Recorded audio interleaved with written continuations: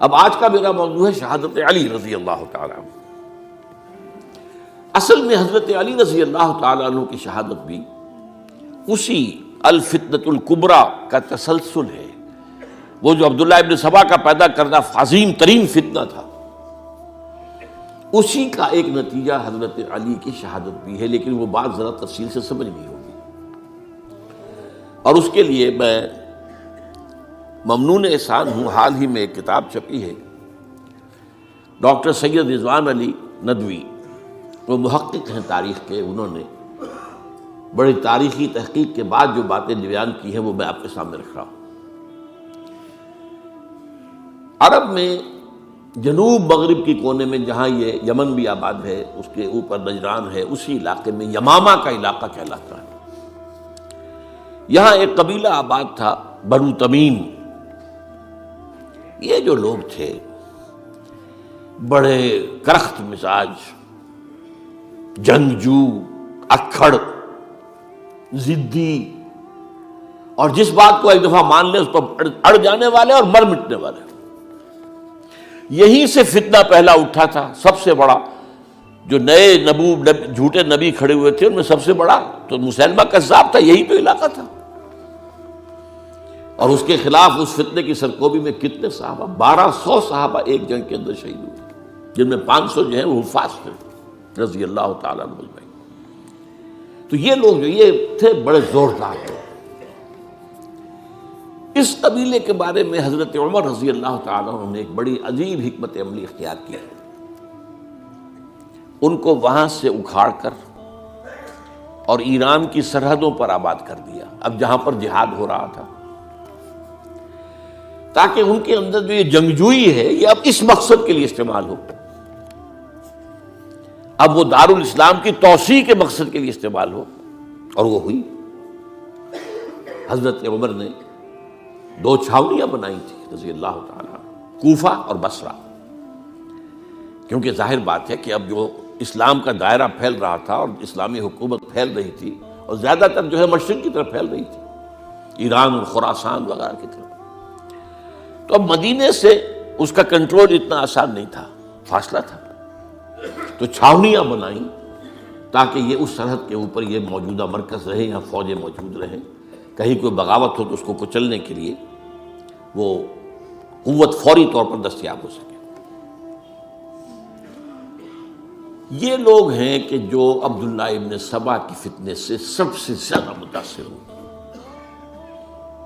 ان کی مزاج میں وہ کجی تو تھی نا۔ حضرت عمر بھی ان کا جو ایک مضبوط کنٹرول تھا انہیں دبائے رکھا ہے، اور ان کا رخ جو ہے ایک دوسری طرف موڑ کر اس سے اسلام کو فائدہ پہنچایا۔ لیکن اس کے بعد جب فتنہ جو آیا یہ عبداللہ ابن سبا، تو سب سے بڑھ کر یہی لوگ اس کے ماننے والے، اور انہی میں سے وہ لوگ تھے جنہوں نے جانیں بھی دے دی ہیں، جنہیں حضرت علی نے زندہ جلایا ہے، اس لیے کہ وہ کہتے تھے کہ علی خدا ہے۔ اے علی تم خدا ہو، تم ہمیں آگ میں جلا رہے ہو، یہ تو تم ہمارا امتحان لے رہے ہو۔ وَلَنَبْلُوَنَّكُمْ بِشَيْءٍ مِّنَ الْخَوْفِ وَالْجُوعِ وَنَقْصٍ مِّنَ الْأَمْوَالِ وَالْأَنفُسِ وَالثَّمَرَاتِ۔ اب وہ اس آیت کو اپنے اوپر منطبق کر رہے ہیں۔ تو یہ جو کرخت لوگ تھے، انہوں نے در حقیقت جو ہے عبداللہ ابن سبا کے کردار میں سب سے بڑا رول پلے کیا، اور انہی کے ہاتھ میں حضرت عثمان شہید ہوئے رضی اللہ تعالیٰ۔ اور اس کے بعد انہوں نے حضرت علی رضی اللہ تعالیٰ عنہ کو اپنے گھیرے میں لے لیا، کیونکہ انہی کی کثیر تعداد موجود تھی مدینے میں جب حضرت عثمان شہید ہوئے۔ اس کے بعد اب ظاہر بات ہے کہ کوئی نہ کوئی تو خلیفہ ہونا چاہیے تھا۔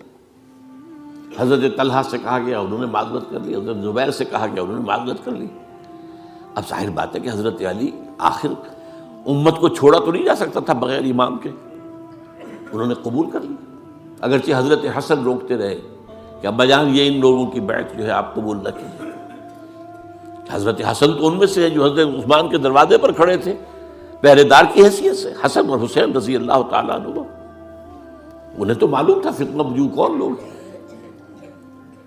اس کے بعد حضرت علی رضی اللہ تعالیٰ عنہ نے اسی حکمت سے، جس حکمت کے تحت حضرت عمر نے یہ چھاونیاں آباد کی تھی، دارالخلافہ بھی مدینے سے کوفہ منتقل کر دیا، تاکہ پورے عالم اسلام کو کنٹرول کیا جا سکے اس مرکز کے ساتھ۔ اس کا نتیجہ یہ نکلا کہ اب گویا کہ حضرت علی کے گرد ان لوگوں کا گھیراؤ مکمل، کوفے میں یہی تو آباد تھے، کوفی یہی تو تھے، حضرت عمر نے انہیں لا کے یہاں آباد کیا تھا۔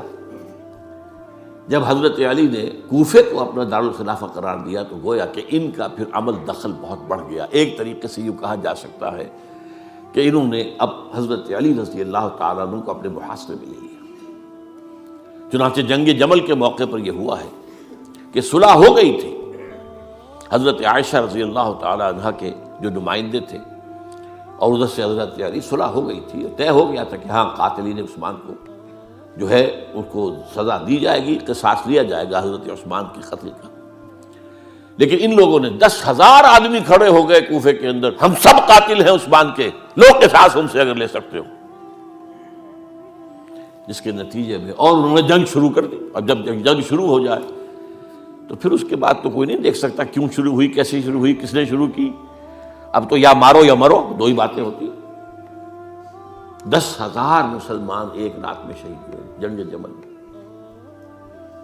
اب اس کے بعد حضرت علی رضی اللہ تعالیٰ عنہ کی خلافت جو ہے حضرت امیر معاویہ نے ماننے سے انکار کر دیا۔ جب تک قاتلین عثمان کو سزا نہیں دیتے ہم بیعت نہیں کریں گے۔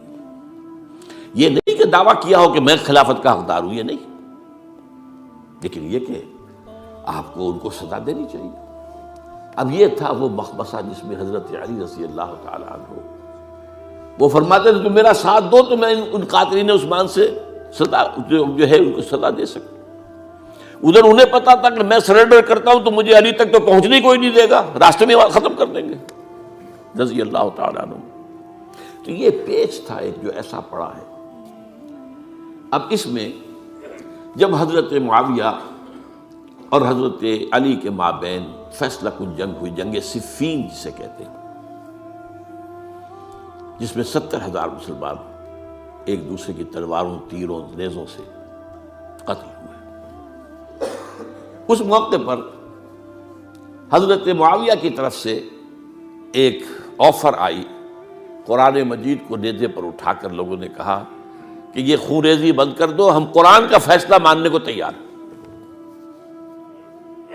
حضرت علی دیکھ رہے تھے کہ یہ اصل میں میری فتح کو شکست سے بدلنے کا پروگرام ہے، تقریباً فتح میری ہو چکی ہے، لیکن یہ جو طبقہ تھا یہ انہوں نے کہا نہیں بڑی ٹھیک بات کہہ رہے ہیں، وہ مانیے ان کی بات، جنگ بند کی۔ انہوں نے ہی یہی لوگ تھے جنہوں نے مجبور کیا حضرت علی کو کہ وہ تحکیم پر رضامند ہو جائے۔ اس کے بعد تحکیم میں جو معاملہ ہوا، حضرت علی حضرت عبداللہ ابن عباس کو اپنی طرف سے حکم بنانا چاہتے تھے، یہ اڑ گئے نہیں، یہ اکھڑ اڑ جانے والے لوگ، اور یہی اصل قوت تھے، وہاں ساری طاقت تو انہیں کی تھی۔ تو انہوں نے ابو موسیٰ اشعری کو اپنی طرف سے مقررہ، وہ بہت نرم خو آدمی تھے، انہیں بناؤ۔ بہرحال جو بھی بات طے ہوئی، اب تاریخ کی روایتوں میں اختلاف ہو سکتا ہے، کہا یہ جاتا ہے کہ طے تو یہ ہوا تھا حکمین کے مابین، ادھر سے ابو موسیٰ اشعری، ادھر سے عمرو بن العاص رضی اللہ تعالی عنہما، کہ آپ اپنے جو کلائنٹ ہیں حضرت علی آپ انہیں معزول کر دیجئے، میں معاویہ کو معزول کر دیتا ہوں، پھر جو ہے مسلمان فیصلہ کر لے کسی اور کی عبادت۔ انہوں نے کھڑے ہو کے کہہ دیا میں علی کو معزول کرتا ہوں، اور عمرو بن العاص نے کہا کہ میں معاویہ کو قائم کرتا ہوں۔ اب یہ ہے روایت، واللہ عالم اس میں کتنا سچ ہے کتنا جھوٹ ہے، میں کوئی مورخ نہیں ہوں، میں کوئی تاریخ کا محقق نہیں ہوں۔ اس کے بعد جو ہے اب یہ لوگ انہوں نے کہا کہ مانیے تحکیم کو، اور جب انہوں نے حضرت علی نے اس تحکیم کے فیصلے کو ماننے سے انکار کیا تو باغی ہو گئے، حضرت علی کو کافر قرار دیا، اور جا کر ایک جگہ پر حرورہ ایک جگہ تھی وہاں پر جا کے جمع ہو گئے، جتھا بندی کی، بہت بڑی طاقت پر وہاں کری۔ انہوں نے طے کیا کہ علی بھی کافر ہو گیا، معاویہ بھی کافر ہو گیا، عمرو بن العاص بھی کافر ہو گئے، سب کافر ہیں۔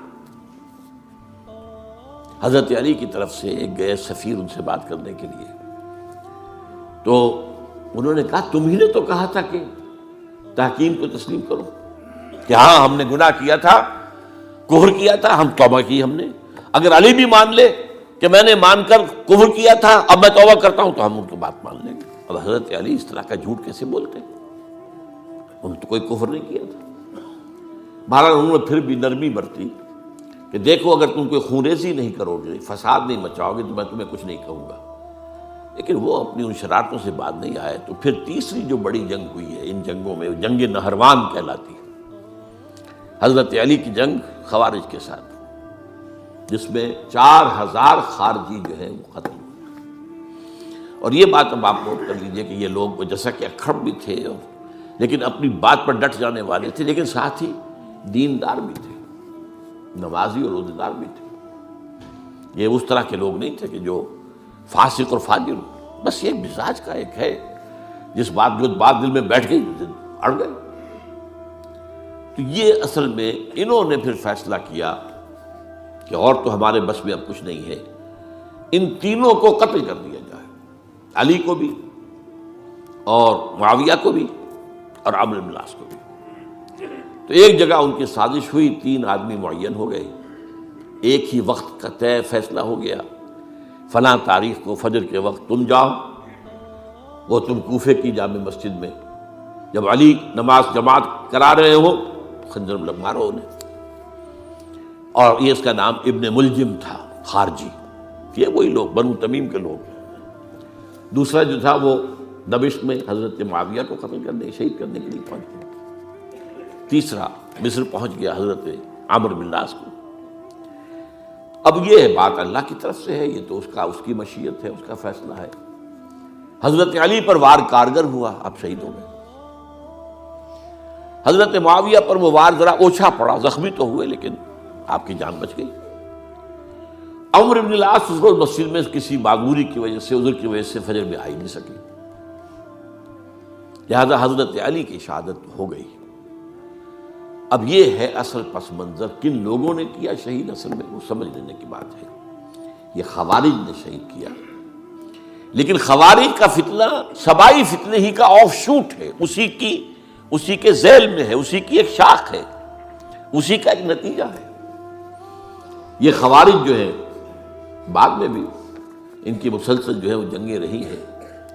بہرحال اس صورتحال کو یہ سمجھ لیجئے کہ یہ خلفائے ثلاثہ رضی اللہ تعالی عنہ، حضرت عمر شہید، عثمان شہید، علی شہید. عجیب بات ہے کہ تینوں کا نام عین سے شروع ہوتا ہے، عمر عین سے، عثمان عین سے، علی عین سے. تینوں شہید ہوئے ہیں. لیکن یہ کہ یہ ہے تاریخی پس منظر.